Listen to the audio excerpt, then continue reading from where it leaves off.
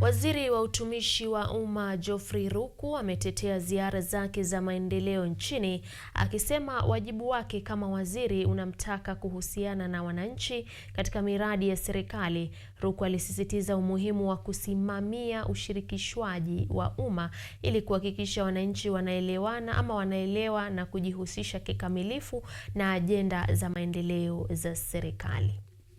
Waziri wa huduma za umma, maendeleo ya rasilimali, Geoffrey Ruku amewashambulia wakosoaji ambao wamekuwa wakimlaumu kwa kuongoza ziara za kukagua maendeleo nchini.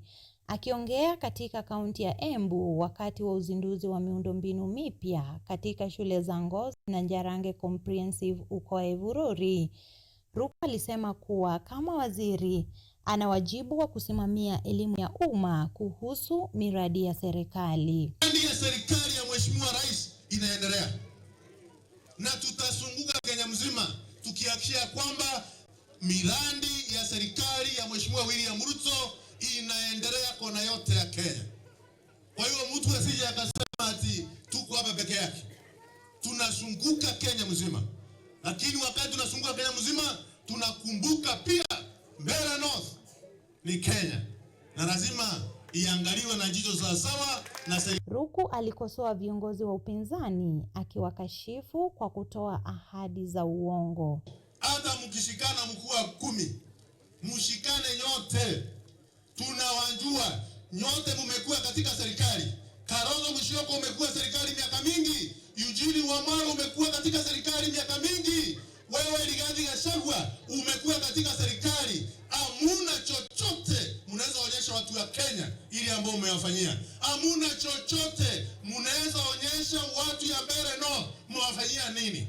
Hatukuli matusi na hatukuli mdomo tu. Ruku pia alimshambulia kisiasa naibu rais wa zamani Rigathi Gachagua kwa kukosa kutoa mgombea katika uchaguzi mdogo wa Mbeere Kaskazini, akisema ni ishara ya kushindwa. Alimuunga mkono mgombea wa UDA Leonard Muriuki na kuwapuuza wagombea pinzani ambao ni madiwani waliopo, akiwataja kama viongozi wanaofuata maslahi binafsi kabla ya kukamilisha wajibu wao wa sasa. Hapa ni Mlima Kenya, na wewe ambao Rigathi Gachagua, wewe kama wewe ni mwanaume sawasawa, tunataka kukwambia tukiwa hapa Mbeere North, leta kandidati yako asimame katika kiti ya Mbeere North, tumenyane na yeye, tukushinde asubuhi mapema ili utambue ya kwamba William Samoei Ruto ndiye rais wa Jamhuri ya Kenya. Na kama wewe unasema ya kwamba tunaweza wania. Hata hivyo, waziri aliwataka watumishi wa umma kuendelea kuzingatia uwazi na uwajibikaji katika matumizi ya rasilimali. Aidha, alitoa wito mkali kwa wakazi wa Embu kuunga mkono kwa pamoja Rais William Ruto. Beryl Otieno, Runinga ya KU.